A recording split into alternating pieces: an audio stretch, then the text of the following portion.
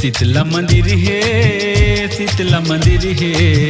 शीतला मंदिर हे मोर पंडर भट्टा गाँव माँ बैठ देखत रही तो मैलिम के छाँव माँ बैठ देखत रही तो मैलिम के छाँव माँ। शीतला मंदिर है शीतला मंदिर है शीतला मंदिर है मोर पंडर भट्टा गाँव माँ बैठ देखत रही तो मैलिम के छाँव माँ बैठ देखत रही तो मैलिम के छाँव माँ।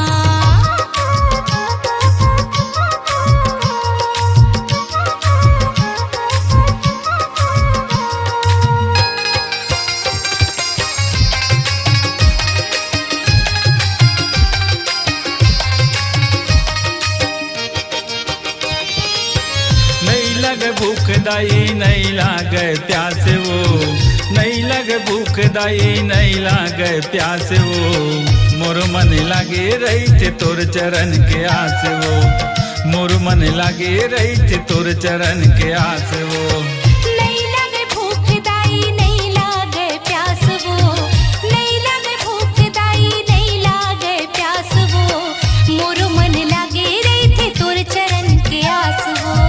मोर मन लागे रही थे तोर चरण के आस वो। शीतला मंदिर है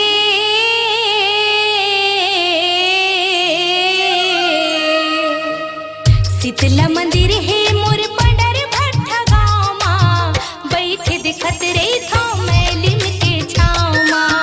बैठ देखत रही तो मैलिम के छाँव माँ।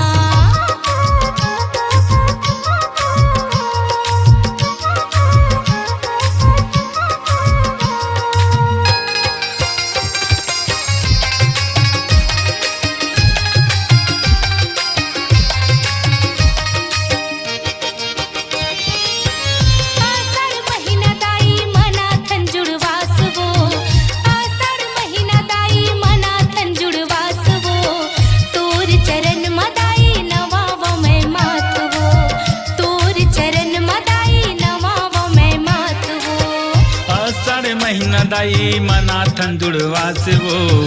आषाढ़ महीना दाई मनाथन जुड़वास वो तोर चरण मदाई नवावो मैं मात वो तोर चरण मदाई नवावो मैं मात वो। शीतला मंदिर हे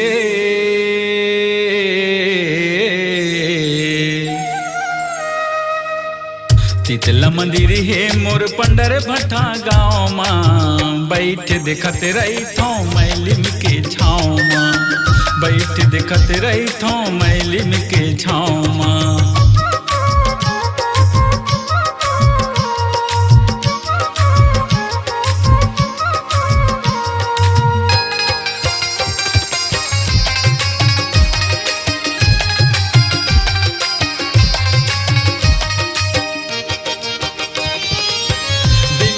तेरी माँ मोर पंडर भट्टा गाँव है बेमितर तेरी माँ मोर पंडर भट्टा गाँव है हरि के भजन लगा तो राम नाथ नाम है हरि के भजन लगा तो राम नाथ नाम है। बेमितर तेरी माँ मोर पंडर भट्टा गाँव है बेमितर तेरी माँ मोर पंडर भट्टा गाँव है हरि के भजन लगा तो लता मोर नाम है हरि के भजन लगा था लता मोर नाव है। शीतला मंदिर है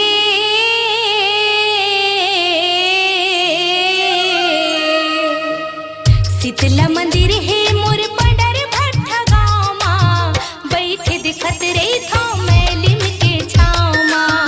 बैठ देखत रही तो मैलिम के छाँव माँ। शीतला मंदिर है शीतला मंदिर है शीतला मंदिर है मोर पंडर भट्टा गाँव माँ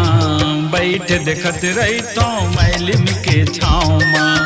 बैठ देखत रही तो मैलिम के छाँव माँ बैठ देखत रही तो मैलिम के छाँव माँ बैठ देखत रही तो